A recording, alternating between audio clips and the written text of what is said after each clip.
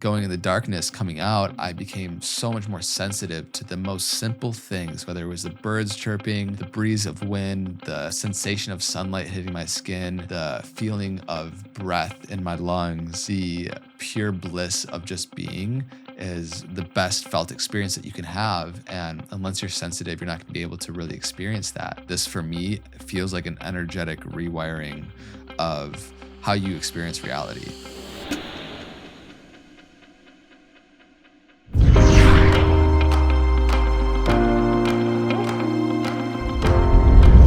Hello, beautiful beings. Welcome back to the Know Thyself podcast, where every single week we get the honor of sitting down with a dear friend, a brilliant mind, an open heart, somebody that can help us realize and live a more liberated human experience. Today's episode is going to be a very interesting one because about 4 months ago, I went and embarked on a darkness retreat. Essentially, for 6 days and 6 nights, I submerged myself into a bunker, a cave of sorts, and completely withdrew my senses.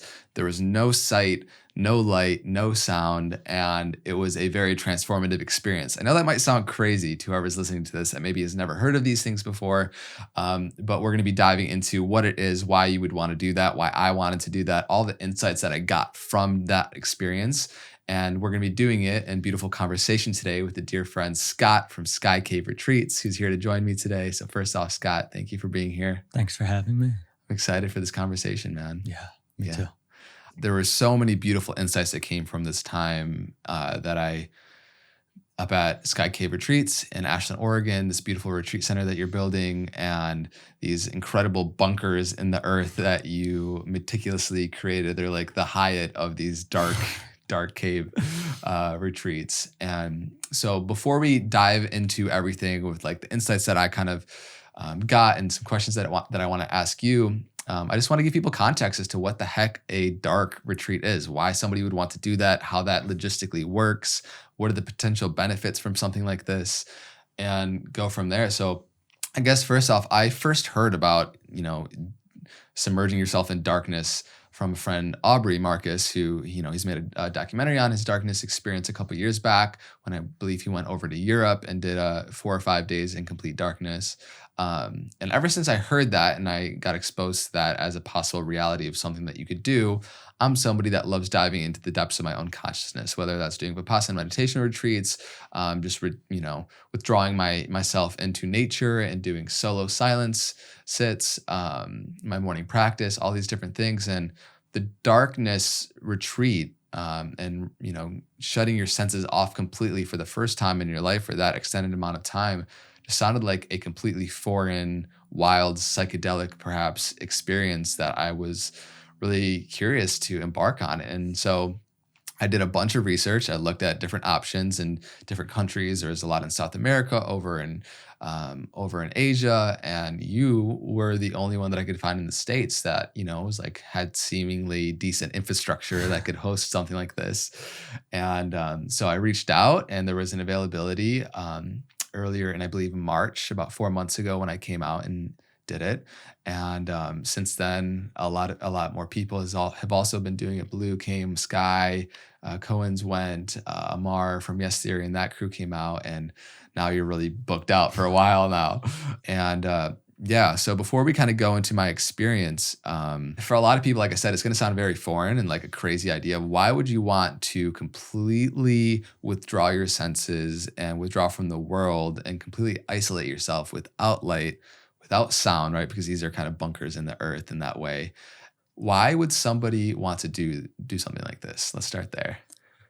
Well, I think there's a couple of reasons why people would want to do it. At the core, it would be to know thyself. Yeah. Ultimately, to find that space within us that is unchanging, and to go into a space where the external reality is unchanging. It provides us with a vehicle and a reflection to see that within. Yeah. And so we enter into a space where there's pretty much zero sensory input outside of like maybe the 20 minutes that one eats throughout a 24-hour period, maybe a bath, moving around the room. But for most of the time, 95% of the time, there's zero sensory input. And so that ultimately turns somebody within Yeah. and connects them with that similar space within. Yeah. I think some people who come, their maybe foremost desire is not necessarily to know themselves. It may be to rest. It may be to unwind, to unplug. And ultimately, that space just brings us into the eternal. Yeah. Beautiful. Beautifully put. I think unless you're willingly going in there, right, which is going to be the case, for a lot of people, it probably sounds morbid. Like, why would you want to completely, disappear from the world? Some people might sound nice, right? It's like we live these lives that are very busy, filled with so much sensory input, especially in today's age with technology and social media, and it can become a very noisy and busy place. I love yoga. Really is a science of self-realization, right? And pratyahara, which is the fifth limb of yoga, is withdrawal of the senses. A lot of people know yoga as just the asana practice of just going and doing these different postures and bending and breaking your body, but there's 8 limbs of yoga, right? One is sense withdrawal. So for me, these times where I have withdrawn from the sensory, input and from the external world has really refined my consciousness to know myself at a deeper place. Like you spoke to, the immovable, unchangeable place within yourself, and identifying with that instead of just the noise in our head and our thoughts and emotions, which we're so accustomed to, creates, I find, a beautiful space from which you can operate and be so much more effective in your life. I think doing something like a dark retreat, or, there are many, many different forms to know thyself, right? This is just one, and it's a very unique one that you can't really replicate, I think, in other ways. Sure. Really does give you access to knowing yourself and getting in touch with this place that is always there, the permanent space within yourself. And so it's been, beautifully transformative for myself. And thank you for holding an incredible space and container and creating a place for people to come experience it in its depths. Yeah, it's an honor to be with people while they're in there, and to ultimately be sitting at their feet when they emerge from the dark and get to receive their like living wisdom. Like, Yeah. people emerge, and we've all heard like be here now and be present, but it's a whole nother thing when you live it moment after moment for day after day. There's no escaping the reality that all that exists is right now. You're in a space where nothing is going to come to deliver you to freedom, to bring you happiness. And so you ultimately really get intimate with, what are you waiting for? What are you waiting for that will come to make you happy, that's going to bring you joy? And so you're in this space where you see all of your desires. And not that there's anything wrong with that, even desires to connect with loved ones, everything wholesome, righteous desires, but all of them arise that keep us from just really wanting to be right here. From like boredom to regrets to anger to all the different things that just keep us from really resting here. And when people go in and they're like, can you share any wisdom or tips or practices and techniques? I'm like, all there really is to just rest, to just simply rest in the simplicity of being. Yeah. And not to try to get somewhere. Some people come and their goal, their reason to going in is they want to connect with their higher self. They want some kind of clarity and insight and all these different things. And ultimately, on some level, that's not really up to us for that to happen. There's just like a resting into being, and then it arises. And I think most people come into finding that space, some longer than others, where they're just simply resting. Yeah. And there's some people come to find the busyness of meditation and yoga and the practices, that the subtlety of why they're doing them. Like, is it to change how we're currently feeling because we want to feel differently? Or is it really because it's just a joyous expression and a play? And that subtlety becomes really clear in the dark when the nuances and the subtleties just become all bubble to the surface. Yeah, and they do that very much so, right? Because you're in a complete infinite void of nothingness for however long you're in there. Some people 3 days, 5 days. 30 days, 60 days, years. We'll get into that. Some people go in for extended periods of times, which is wild. For me, 5, 6 days, it's wild, man. The level of sensitivity that you're able to garner in such a short amount of Mm. time, because let's face it, nobody does this. Nobody goes and retreats from the world completely where there's like no sight and no sound. And it's like a magnifying glass becomes available to your internal processes because it's so much louder, because that's really all there is. There's nothing to distract yourself with. And you have so much more energy that's available because the inner mechanism of creating the reality in which we see and hear is no longer required for our bodies to do that. What do you feel like is the biggest contrast you see when people first go in and when they first come out? Mm. Like where they're Yeah, at. energetically where they're at within themselves. The spaciousness. There's like they've slowed down. There's like a rest. There's like they've totally disarmed and let down. And I think that's an interesting thing that happens. A lot of people who come out, and particularly women, say that they've never really felt so safe before. Finally entered a space where nothing's going to get you. You don't have to protect yourself from anything. You can totally just be vulnerable and not be concerned that someone or something's going to take advantage of you. Yeah. So like at a core level, survival is met. Your meals are brought to you and you don't need to do anything but be. And so what happens in that when we rest at that core level of feeling safe and being able to be vulnerable? And so that openness that people step into, and then when they emerge, that spaciousness that they carry with them. Yeah. I felt that experientially for sure within myself. So before we keep diving into all the gems that really come from giving yourself the opportunity of doing something like this, let's talk about the logistics of it. Because most people hear this and they don't realize how much goes into it. First of all, in creating the infrastructure to be able actually to be in a completely sealed room. You think you could just lock yourself in your bedroom. It's kind of complicated. There's ventilation to worry about. There is really like blocking out all the light. And logistically kind of like how it works. So let's go into really how that works. I think that would be interesting for people. So you have a beautiful space up in Ashton, Oregon, where you're just nestled in such luscious nature and epic views of all these trees and hills and mountains. And it's a truly expansive place. And we'll throw up some B-roll on screen right now for people, if you guys are watching on YouTube, to kind of see the bunker that you've created, these little hobbit caves that feel like. So if you want to go into kind of like how does the flow work? How do you eat? How do you navigate in complete darkness? And we can go from there. Yeah, cool. So these hobbit caves are dug into the hillside, and then bermed up, completely buried. It's just the door that you see, and you walk in and you walk down some steps and you come into a little 600 square foot room where there's a 2,000-pound masonry stove where in the wintertime we can stoke just once a day, and it keeps it in the low 70s in there, or hotter if people want it. And then there's a pass-through box where we have a door, put in food, and then on the other end there's another door and people can receive their food. And there's some ventilation in the bathroom. So you walk back through into the room and there's a bed, bathtub, foam roller, yoga mat, space to roll around, and then a little bathroom, toilet, sink.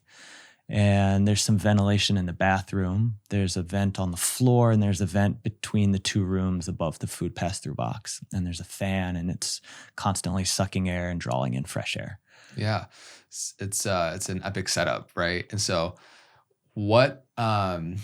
speaking from my experience, right? You're in there for 5, 6 days, if you decide to go in for that long. And for me, we've become accustomed to becoming human doings and not human beings. So we're so used to waking up and doing our things for the day, whether it's our work, or our practices, or our meals, or our community events, or whatever it is. And in there's nothing to do. There's literally all you have to do is just be, right? Because you have 24 hours in a day. Maybe an hour or two of that, you're going to do some yoga, roll out, do your meditation practices. You could extend that if you wanted to. There's a bathtub in there, which is super nice, that you can indulge in once a day in a warm bath, which is really nice because you're like in the womb, and that Mhm. takes it to a whole nother level of just like being in your essence. Yeah. And yeah, the bathroom, the bed area, and then you have the 20 plus hours remaining of the day to simply just be. And so for me, I found myself just lying down a lot Mhm. and being with myself. I once a day you would come in and bring food through the pass-through door, and that would contain meals for the next day as well. And it was pretty light, soup, salad. It doesn't require much. It's not like you're doing heavy construction work in there, exercising a lot, or even you know being able to see things. Is like your energy or requirement is Mm. much much lower. So food was beautiful, and then yeah, like I said, lay down a lot. I had a journal with me, which you can't really journal too well when you can't see, but I was able to kind of feel where I was at and write, and I was still able to, have legible notes for when I came out of the darkness. But yeah, had a lot of beautiful insights that came through. And for you and your experience, you've done, longer periods of dark retreats, right? So Mhm. like, is it similar for you when you've been in there in terms of what you do? Yeah, I spend the majority of my time laying down. I'm probably in bed like 22 hours of probably get up to take a bath Yeah. and drink some water and eat a little food, and that's about it. And probably of those 22 hours in bed, probably 18 hours a day laying down. Hmm. For me at this point, the darkness provides an opportunity to totally disarm myself, to let go of all the striving, completing, doing, seeking, and just lay down and surrender and rest and have an opportunity to just be Hmm. and explore how soft can I be. Yeah. Yeah. There's been a real evolution for me in the dark, in solitude in general, but then also in the dark, where in some of my earlier dark retreats, there was a subtle striving to feel my heart in a certain way, to feel certain things that I had imagined and idealized as when I've finally arrived, this is how I'll feel, Yeah. from different books I've read or things I've heard. And it took a while and reflections from friends to realize that these things that I was grasping onto was just another desire, but it was so righteous within me because it Right. was like, this is a spiritual desire. This is what Right. happens when you've arrived. And to start to include all things, Yeah. and that like whatever is arising is just what's arising. Yeah. It's like Yeah. the final gate, it's like even the spiritual desire to be anywhere other than where you're at, it's still a barrier in itself Mhm. to full presence. The I that wants enlightenment is the barrier to enlightenment. Mhm. Yeah. And so it's a beautifully profound and unique vehicle and opportunity, this darkness, to completely withdraw the senses and just be in your essence and presence like we talked about. Mhm. This, even though it sounds and it is more new to Western culture, has a history that is very rich Mhm. in various different tribes, with the Kogi tribe and also in Asia. So if you want to just speak a little bit to how this has been a practice for various spiritual tribes and for a while. Yeah, right. The Kogis in Colombia, in Greece, in Egypt, all throughout Asia and India and Tibet. And as far as I know, traditionally, the practitioners were preparing for years Yeah. before they went into the dark. The Kogis being different, they went in at birth, but throughout India and China and Tibet, that they're preparing for a long time. And when they'd go in, there was a thread with their teacher. So there wasn't like nowadays in our modern resurgence, our timeline moves a lot quicker than it did back then, where people are just jumping into the dark, maybe without much practice or background. Yeah. As per back then, where there was a lot of cultivation before someone went in. For And sure. when we first created the dark rooms, I imagined the audience was people who had spent a lot of time in solitude, was kind of a little bit more prepared to go into the darkness. And as things have evolved, and there's been hundreds of people who have come through, I've been blown away at how powerful and transformational it's been for people who haven't had that experience. It's their first retreat. It's their first time ever spending time alone. And 3 days, the insights and the transformation that they have has just blown my mind. for me to see that actually the audience that this is applicable for and beneficial for is way bigger than I first thought. Yeah. The Kogi tribe in particular, like they, go in at birth, right? The mamos or the mamas for the spiritual shamans, I guess, that they're cultivating, that are kind of chosen through divination. Sometimes up to 7 years in and out, but I think mostly in darkness in preparation. That sounds probably for most inhumane, to be honest, and pretty wild, right? It's just a completely different way of operating life, though. Right. They spend their first 7 years in darkness. My understanding is they go out in the moonlight and stars sometimes, but no sun for the first 7 years, and a lot of that in total darkness. Wild. With their birth mom in the beginning and the elders. So wild. Yeah. It's just like insane. Most people would think like that's so crazy. So we've had a few kids come into the dark. Well, there was a 12-year-old who heard the stories of some people who emerged from the dark, and he wanted to go in himself. He went in for 24 hours. And then I brought my 6-year-old son in, and we spent like 14 hours in the dark one night. Yeah. And it's just interesting being with youth in there, that they still have a lot of space between their thoughts. Their minds aren't moving as fast as ours. They're not as linear as us. And so I could see how, if that's a practice that's really woven in at that young age, that one doesn't lose that connection with the eternal, that space between their thoughts, and having a capacity to really rest in there at will. Yeah. No, I think it's powerful. It seems like with the Kogi tribe, it's like they're tapping into and getting more familiar with the reality within than the reality without. There's this quote that I want to read from the Radiance Sutras, which I think is it fits beautifully here. It says, whenever any of the senses is impaired, it becomes a gateway to infinity. Whether by deprivation, injury, or age, obstruction of the senses invites awareness of soul. The mind can no longer take the world for granted. Attention spirals inward and touches the glistening emptiness, the reality behind appearance. And especially, I could only imagine as a youth cultivating that awareness of self first, because we are often in the West, especially, it's just complete opposite. We are very externally focused, achievement oriented individuals. And, it creates consumerist human beings.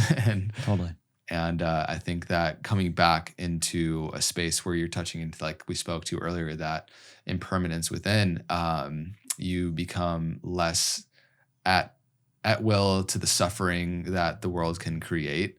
And you become just a much more free individual because you've touched that within yourself. So it's beautiful. Yeah. I think the achievement piece, where it's like, that's what motivates most of us in the world. It's like, how can I achieve? What is progress? And then you're in the dark, and you get to reflect on that in a whole nother way. Like, what is achievement? What is progress in this space where you can't do anything? And so achievement and progress is, you explore through the essence of your being. Yeah. It was my experience really going into the dark and coming out. It felt very psychedelic. For the first time ever, not getting sensory input and light from the external world. I had some light visuals. Some people have more psychedelic visuals and endogenous DMT releases, right? I'm very fascinated to see the research that comes out from physiologically what's happening at that standpoint when you deprive yourself of senses, but primarily light, and you're not seeing anything. What happens to your melatonin release, and what happens to the different, your circadian rhythm, and what have you kind of found in that relate in people's psychedelic experiences that they maybe had, and then also like what's happening on a physiological standpoint? Of the few hundred people who have come, I'd say very few of them have visuals and visions. It's a smaller, maybe 4, 5, 6 people have had like full blown visions. I'd say a lot of people see like glowing orbs or lights and stuff. Yeah. And a couple people have had full on auditory hallucinations for a while, but it's pretty, I'd say it's minimal. And whatever, it hasn't seemed to be an effect of how long people have gone in. Some people have had auditory hallucinations has happened like a couple days in. And so I don't know what causes it. I've done multiple 10 days and I usually don't have much visuals. There's not much of a sensational experience internally, but it's not like manifested outwardly. Yeah. And in terms of like research, we recently just got an EEG machine, and there's a movement to start collecting data and do research to see what's happening on a neurochemical level. Could be so fascinating. Yeah. Yeah, because it's new in terms of its researching for like scientific purposes. Totally. Amazing. You've done multiple 10 days. Yeah. Out of your last 10 day, I'm just curious if you want to share a little bit about your experience, because it's like you stack these on top of each other, and like you kind of told me before, you feel like you pick up where you leave, where you left off with the darkness. Totally. Yeah. I mean, the darkness becomes just like a friend, and that relationship, like an old friend, when you return, you pick up just where you left off. And then the relationship goes deeper and deeper as you have more time and intimate connection and communion. And I've seen it deepen in how I orient in the dark and the levels of peeling away the subtle desires that I have, like how I want to experience my heart or feel in a certain way, and seeing that those are just other subtle barriers from just simply being with what is. And that's why at this point, I spend the majority of my time just laying down and just simply resting. This last time I went in, I have found in the past that the first 2 or 3 days for me can be challenging. Once I'm done sleeping, I tend to sleep for the first 48 hours. Everyone being different. Some people don't have like an extended sleep. Some people will sleep for the first day or 2 days. And for me, I tend to sleep for the first 2 days. I'll get up, drink some water, go back to bed. Right. And once I'm done sleeping, in the past, I've had that kind of uncomfortable, anxious moment, like when plant medicine's coming on. There's that window of where just resting is not fulfilling. And yet I'm in the space, and so there's some anxiousness. This last dark retreat, I was curious if I explored entering a new way, if that wouldn't be a thing. And so the way I oriented this last time was simply welcoming whatever was present. And there wasn't like a waiting until this meditation and resting becomes fulfilling. There was just a bringing it all in. I did find that dropped me in more quickly to just that space where it becomes enjoyable and fulfilling just to simply be. It's beautiful when you touch that place within yourself, right? Because that is freedom. There's no longer this inner struggle to continually be somewhere or something other than exactly who and what you are and where you are right now. That to me it's like the beautiful fruit of the spiritual process of like actually getting to experience that as a living reality within yourself. And it takes doing the work in these various different ways, especially if we're living in this Western world where we're so conditioned to be the opposite of it. Like we spoke to earlier, just realizing that we're human beings again and not human doings is a profound experiential shift that you can't get from other forms of quote unquote personal development. This for me feels like an energetic rewiring of how you experience reality. And I think that in our pursuit of becoming more a lot in life, we think we have to do certain things. And really coming back into presence and realizing our beingness and coming into identity with that sets you up and makes you become available to grace in ways that you can't comprehend, but is a felt reality and things that can unfold. For me, I feel like we go in these big kind of 7-year cycles. Prior to, during this darkness retreat, I felt like I was going through another one. I went and did a week Baba Spandana program at Sadhguru's ashram in Tennessee right before I went into the darkness for 6 days.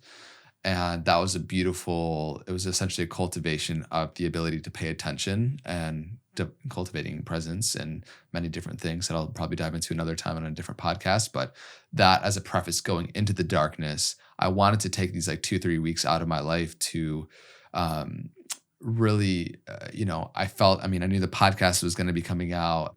Ended a long relationship right after that. There was a lot of things energetically shifting in my life. And I think it's so important that we all take that time out to really sink in our own frequency and our own energy. And then whatever we go out and do from that place is going to be so much more effective, not because one thing led to the next, but there's this exponential growth factor when you come back into your own nature, like the nature's frequency. Somehow, like I said, grace becomes available to you and life provides whatever is needed for your next evolution. I'd really love to talk about relativity because it's it is such a foreign experience going in there where you have nothing to relate to. And I didn't realize how profound the whole experience was until really I stepped out. It felt very psychedelic when I, put a blindfold on, I walked out and kind of you guided me. And then I'm sitting on this rock and I opened my blindfold out and it was so bright and I slowly opened my eyes and suddenly the display of the world turns back on. And it was very much like, you have a television, it's turned off and you just turn it on. And I was just living within the operating system and living within the presence and like the inner reality. And then the external reality display turns back on. And for my brain, it felt like an overload of stimulus where everything was moving and the mountains and the trees and everything. It felt like a psychedelic experience for sure. I became emotional, just like how grateful I am for life. And I think that we go through life so often diminishing our sensitivity to life that it becomes hard to enjoy life. And going in the darkness, coming out, I became so much more sensitive to the most simple things, whether it was the birds chirping, the breeze of wind, the sensation of sunlight hitting my skin, the feeling of breath in my lungs, the pure bliss of just being is one of the best felt experience that you can have. And unless you're sensitive, you're not going to be able to really experience that. And so relativity and how we become these externally stimulated and responsive related human beings to where we know ourselves in the reflection of others. And it's such a powerful place to come back into knowing yourself by knowing yourself and not just through the mirrors and reflections of others, which is valuable in its own way. But if we're just living our life by how people tell us who we are and what we are and how we're operating, we're not going to be able to, I think, find our true essence and allow that to come online. So taking that time out in the darkness is an amazing catalyst and really a way to get in it quickly. Like, Vipassanas and long silent meditation retreats are beautiful for the amount of time you're in stillness, but going in complete darkness is just like, it's just like it on steroids. Yeah, there's something about finding your own way. I love Vipassana, and I think that in a retreat in the light, like if I were to go off into the mountains or have the Vipassana, I think in the Vipassana, I'm going to drop in more quickly because there's that container and you're going in right away. But there's something about when one goes into solitude and specifically into the darkness that you find your own way. And there's a certain empowerment that comes when there wasn't a teacher and there wasn't even a teaching. It's like you had to connect within yourself and get clear that you want to be happy. And if I want to be happy and I'm in this space with limited options to be happy, you start to explore, well, what can I do or how can I be to be happy? And from there, you drop in. And that is this catalyst to these unique spaces that most of us have never touched before. And maybe we've done it for 10 minutes in our house or on a long car ride and our phone's not working or something. And so we don't have any options. Yeah. But to actually do it moment after moment for days, you really get familiar with this space inside that is already complete and already whole. And for me, that's why I love going back time after time Yeah. because I get to spend more time in this space that is complete, that is whole, that doesn't need external validation or congratulations or Yeah. anything that I've arrived, and to get more familiar and more established in that. So in my day to day, when I forget and then I remember, I return to the depths of that space. And I remember the first time I emerged from Solitude in 2007. I'd spent 6 months in the mountains in Baja. At that time in my life, I was not focused on resting. I was focused on ecstatic bliss. And so I spent 8-10 hours a day for almost 6 months screaming and shaking. And just when I'd get tired, I'd jump in the cold water and do it again, shake and scream and sing at the top of my lungs. And I wanted the peak expression, and I wanted to feel, what does it feel to feel supreme? Does it feel to feel radiant? And I'd sat in the sun for 10 hours every day, just feeling what the sun felt like, and at least how I could feel it through me. And when I emerged after that, it was actually in Topanga, almost 15 years ago. And it was Topanga Day. And I was dancing, and there was people watching me and feeding back, validating my bliss. And I remember in that moment realizing how easy it was to sustain that expression when others were reflecting it back to me, and how challenging it was to do it alone when I was just. And at a certain point, years later, I came to see that it wasn't the most sustainable to be clinging to ecstatic bliss all the time in the way that I was, especially because it wasn't, there wasn't a space for it. I mean, I would waltz down the streets in LA totally barefoot, singing and praising God at the top of my lungs. But at a certain point, the cops getting called on me multiple times for some crazy guy just running loose in the streets. I realized that it was, one, I wasn't able to connect with many people, nor did I really care to. I just wanted ecstatic bliss, but it evolved, fortunately. But anyway, there was that moment of realizing that it's easier to sustain those states with others, and the benefit of having others to reflect that. And yet the challenge of really being honest of where we're at when we're alone. Because when we're alone, there's no one else. There's no feedback loop.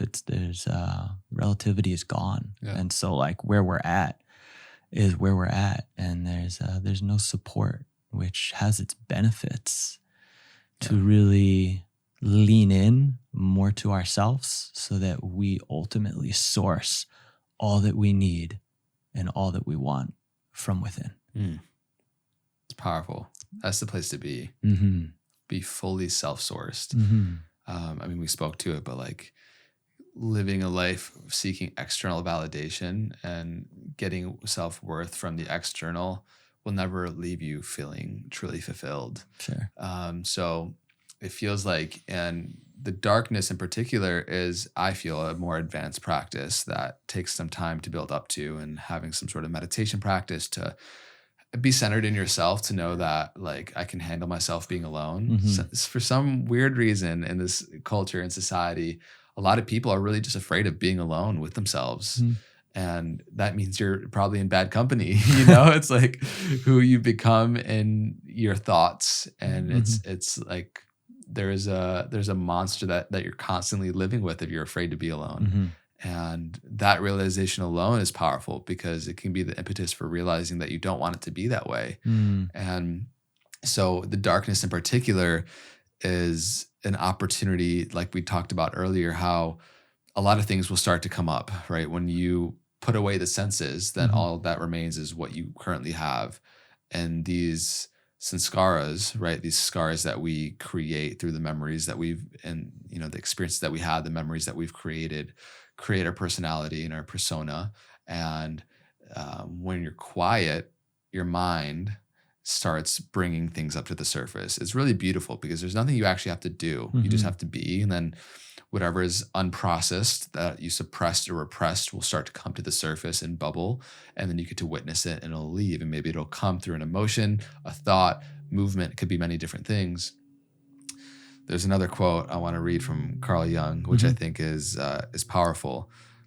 One does not become enlightened by imagining figures of light, but by making the darkness conscious. The later procedure, however, is disagreeable and therefore not popular. Mm-hmm. It's not pretty. It's not sexy to do the dark shadow work. Yeah, it's not comfortable. I mean, it can be, but it's like that's the medicine in the dark, is being with discomfort like we've never been with discomfort before. The moment we get uncomfortable in our day to day, we pick up our phone, we go grab food, we go for a walk, even wholesome things of chatting with a friend or being in nature, anything that we may do to not allow ourselves to rest in discomfort. And so now you're thrown into the dark, nothing's coming to save you, and you're uncomfortable. Yeah. And what I've seen is that's been the thing that takes people into this new space. All of a sudden they have this discomfort that they can't escape, and they feel safe, which is really important, so that they can, I mean, a lot of times when we feel uncomfortable in life, we also don't feel safe. Yeah. Because it's the fact that we feel unsafe is why we feel uncomfortable. And so now we're in a space where we feel uncomfortable, but we feel safe, which is really not something that we ever Yeah, experienced. it's big rewiring. Yeah, and so now feeling uncomfortable but feeling safe, there's a new exploration there. And there's a willingness and a desire to be with it, which allows people, gives them the momentum to rest into it. And through resting into that discomfort, I've seen a lot of people come through it and find a space where they can allow the discomfort and they connect with the space that's underneath it, that's around it, the space that can hold it. And they just, have these amazing transformations where they feel space within themselves that they've never felt before. And people who, for the first time in their life, experience stillness, which just totally blows my mind, because it took me years in meditation to have little blips of the space between thoughts. And people come and the darkness just ushers them into stillness, and they get to rest in that just eternal peace.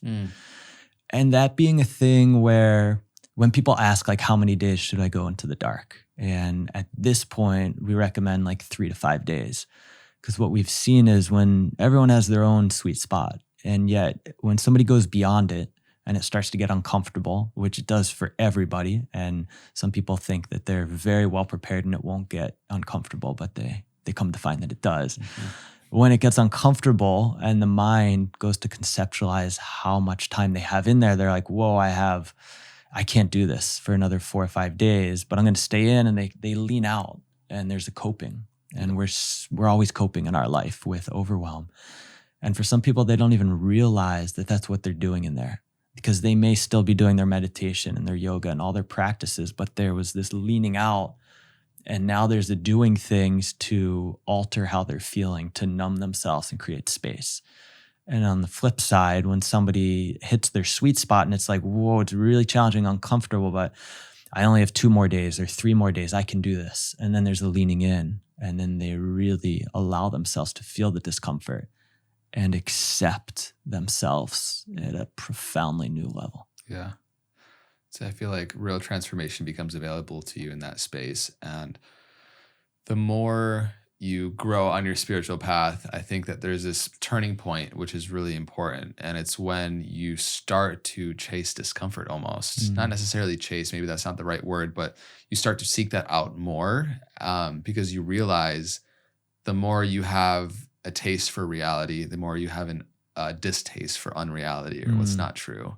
And so the more that you expose yourself to truth, to stillness, which sometimes takes discomfort to get to, then you realize that's actually much, much more beautiful place to exist in. And you start to desire that over the comfort of daily living, which you realize creates discomfort down the road. But if you can accept and bring forth discomfort in many different ways that can express, then there's a different level of comfort that becomes available.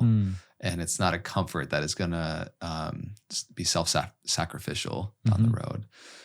So it's a beautiful turning point for me that's happened in my life. And I'm sure that people start to experience and seek things out like darkness retreats where, it can be perceived as a bit more of an extreme way of knowing yourself. Mm.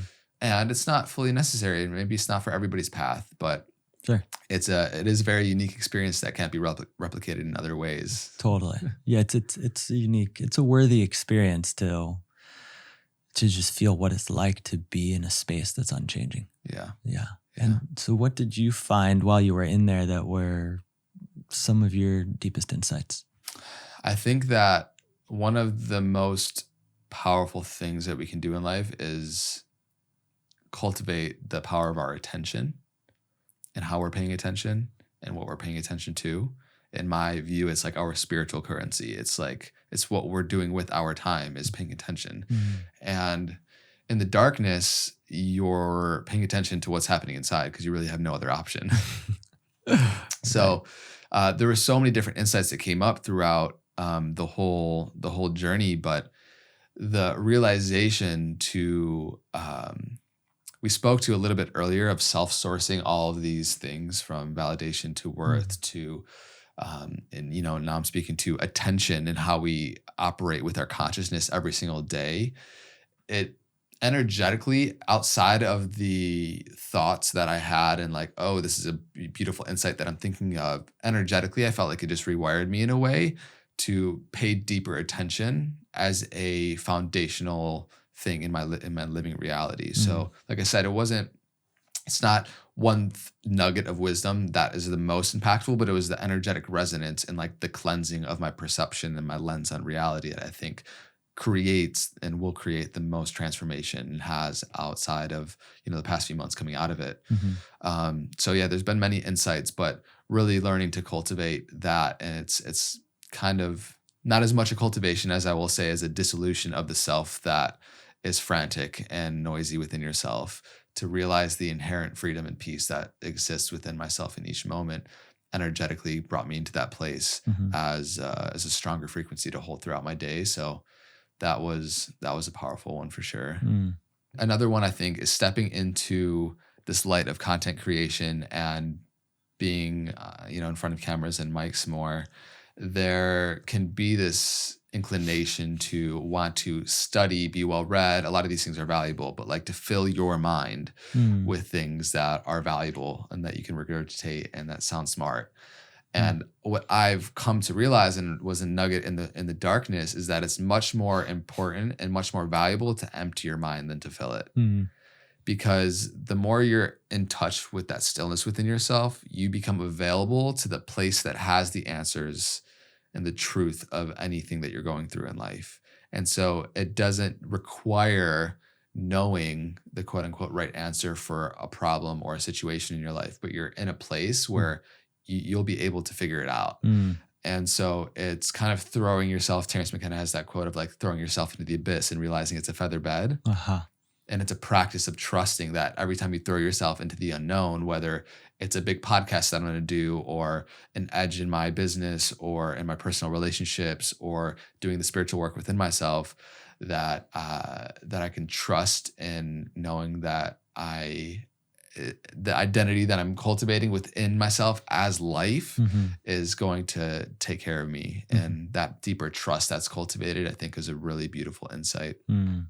Another one was like, most people would think, what the heck are you doing for 5 days, 6 days? It sounds so boring and mundane, which, it's pretty mundane in there. Right? Yeah, it very much so is. But boredom was a really interesting one because you have nothing to do, right? We spoke to like how valuable that can be, but the sensation of boredom can arise when it's like, you're so used to watching a YouTube video, then eating a meal, then meeting up with a friend, then watching a movie, then like so much stimulus constantly day in, day out. And if you come straight from that way of operating into the darkness, it's a very stark contrast. So I would definitely recommend for most people to like ease your way into it, do something as preparatory to getting in there. But how important the feeling of boredom is to arise. In my view, I think the death of boredom is the death of innovation, because it's in the space where you're not stimulated where things organically can arise within you in terms of new insights for your life, in terms of innovations for things you want to create.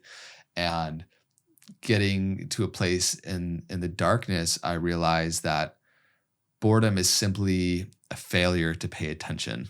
Mm. Mhm. And boredom really operates within the mind of wishing that you were somewhere else other than you're at right now.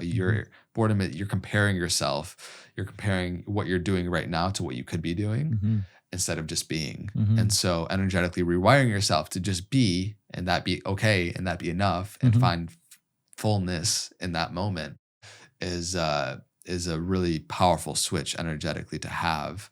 And so it requires that feeling of boredom being in there with doing nothing, Mhm. and realizing that for me, that it wasn't going to be a forever experience. Mm. I was there was safety and comfort in knowing that it was going to be over in 6 days, Mhm. and that I would still get to live my life Right. and love, get to taste all the flavors of life and live and love and laugh to greater degrees, because I was able to touch the space within myself Mm. to cleanse and create that level of Mhm. sensitivity again. It feels like forever though. Like when discomfort arises, Yeah. like when we have pain in our life, it's like we want to avoid it at all costs because it feels like it's going to last forever. And there was someone who was in the dark a few months ago, and the thing that, as we were chatting while she was in the dark and I was on the other side and exploring, I was asking her questions and we were exploring what she was coming up against. And she got clear that like that pain and the discomfort that she was feeling, that she's been feeling throughout for the last few years, but really rose to the surface, was that she was afraid that if she accepted it, it would last forever. Mm. And there was that moment when she got clear that like that was the thing that was keeping her from just resting with it. And when I came up the next day, she had just totally just entered an entirely new space. And she she hadn't felt gratitude in years. She said, we always practice gratitude. And she said, but I feel it, where she actually accepted the discomfort. And I asked her, I was like, well, what if it does last forever? You can either still resist it, Right. or you can rest with it. And it's always easier said than done. But in that space where it's like your choices become really clear. In our day-to-day, we have millions of choices. But in the dark, our choices are very minimal. Mhm. And so you really get to see what your options are. Yeah. And then get clear on like what you're choosing and why. Yeah. It was such a powerful reset for me, man. The amount of gratitude I felt when coming out was so immense and so great. Like I said, my level of sensitivity was so much there, to where it was the simplest of things that I could become so grateful for. And also just like in the darkness, reflecting on different people in my life and how far I've come. Like, I think for people, especially type A's, that are always trying to achieve and create things in life, the things we prayed for and wished for 5-10 years ago that are in our experience now, we forget that we have what we have right now, because we're so focused on the proverbial carrot at the end of the stick of what we're trying to get and what's next. Mhm. What's at the end of everything that's next is death. Mhm. So it's like the process, the journey is so cliche, but it's really tapping into the gratitude of what we have and the simplest of things and the most mundane things in our life, that we can truly find fulfillment. It's not in these big aha achievements where, all right, you sold your company for $100 million, or you had the big, whatever your big idea of the end of your biggest achievement is. That's a moment, and it'll feel great for a little bit of time, but then there's the next moment. Yeah, and I think that's when some people come, one of the questions I'll ask is like, who's your inspiration, and why? Because we all create we idealize our inspirations of like, yeah, that person sold their company for $100 million.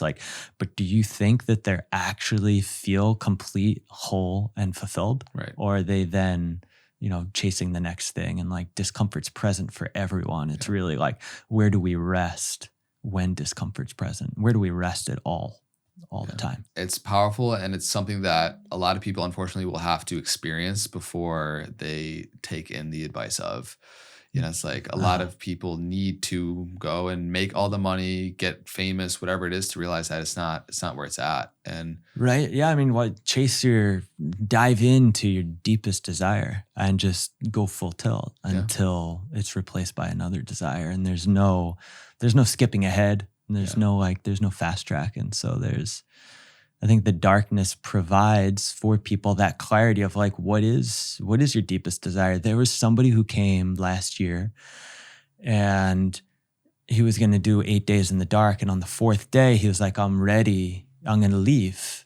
And he was so happy. And he came out of the dark and he's like, you know what? When I come home from work, I go straight to my room to meditate, and I have my wife and my kid. And I realized that like spirituality really isn't that important to me. And that I've been using it subtly as an escape from my family and from these other things in my life.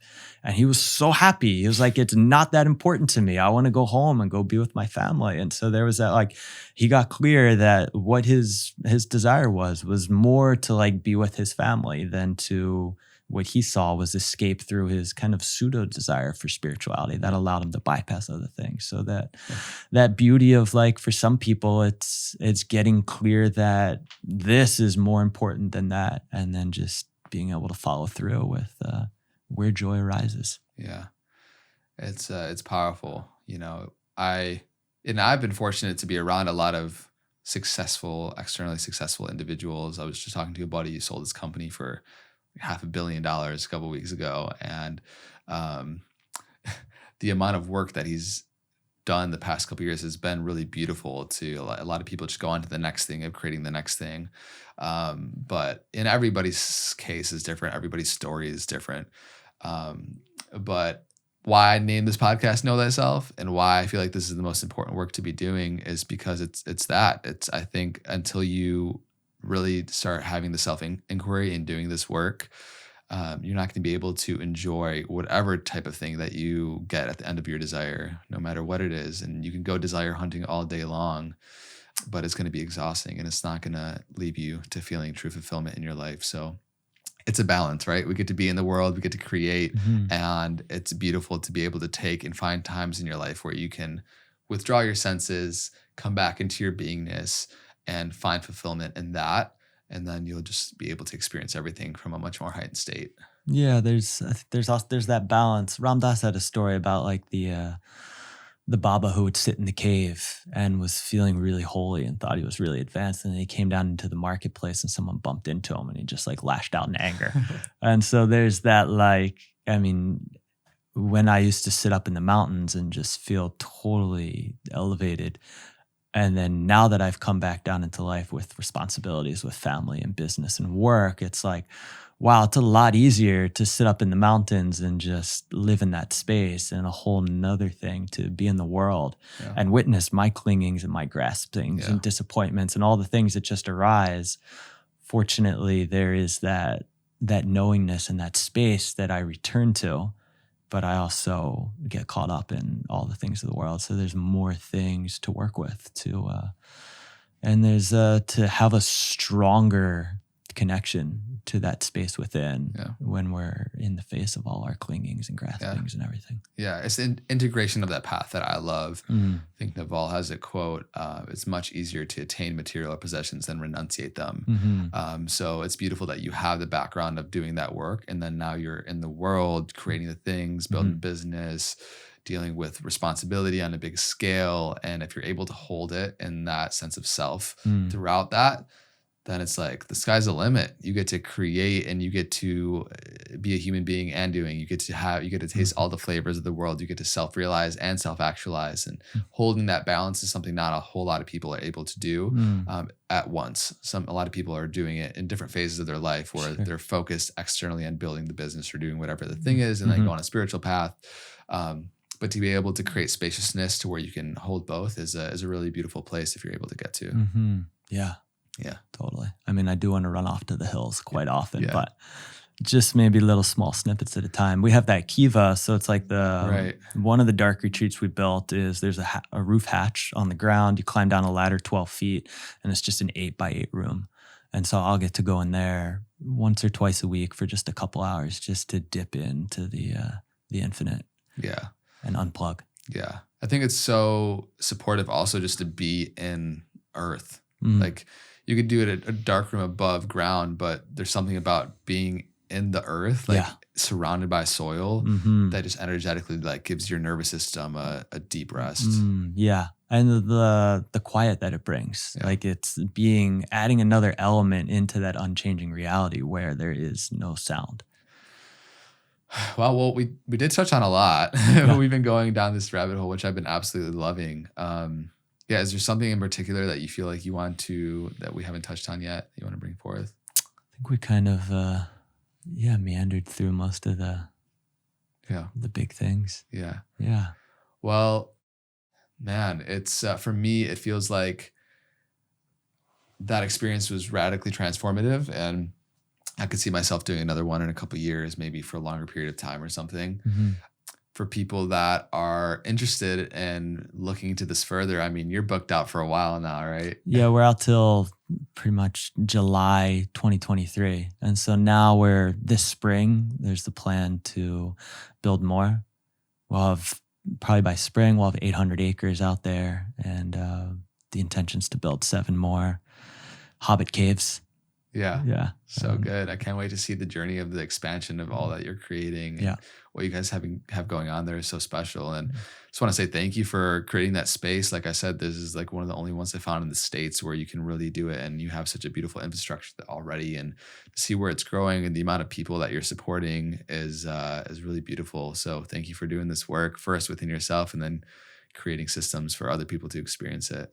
Thanks for being a part of it. Yeah, man. Such a pleasure. Mm-hmm. Where can people get in touch with you? Sky Cave Retreats? Yeah, skycaveretreats.com, Instagram. Yeah. Yeah. Cool. Amazing, man. Thank you so much. Wow. Yeah.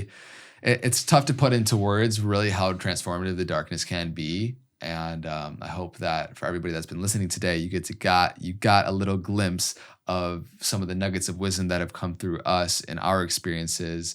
And regardless if this is something that you want to explore in your path, we touched on a lot of things that can be really transformative, regardless of where you're at in your journey of the realization of boredom, of emptying your mind instead of filling it, of being instead of doing, of withdrawing your senses to find a greater level of gratitude and sensitivity in your life.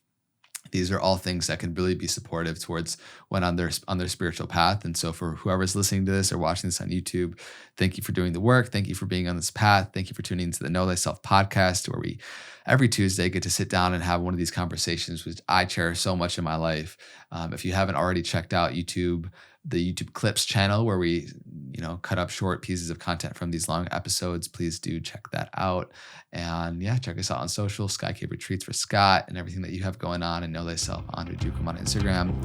Thank you. Until next time, be well.